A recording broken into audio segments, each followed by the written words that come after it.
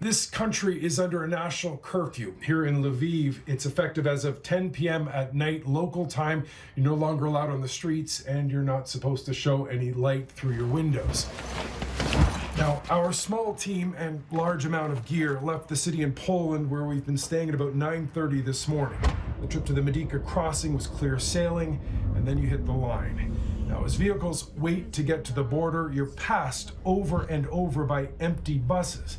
They're picking up refugees who are on foot and taking them to refugee processing centers. Ukraine is running 27 right now. There's one very close to the Medica crossing.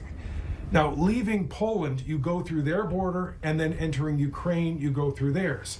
Considering it meant entering a country that's literally fighting a war, it was actually quite easy.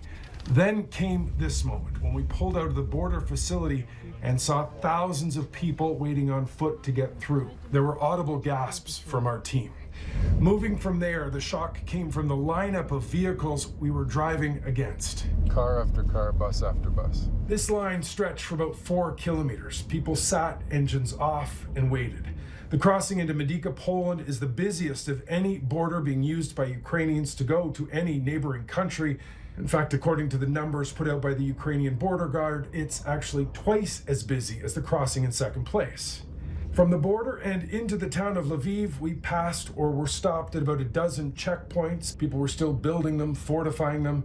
Now, arriving in Lviv, it felt quite normal. There was fairly heavy traffic. Things seemed to be somewhat busy. But then at about 9 p.m. local time, an air raid siren. Everyone in our hotel was told to go to the basement. That lasted about a half hour. But it's something people here are getting used to. It's been happening fairly regularly in this area, despite the fighting not really happening in this part of Western Ukraine.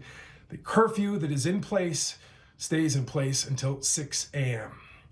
Mike Armstrong, Global News, Lviv, Ukraine.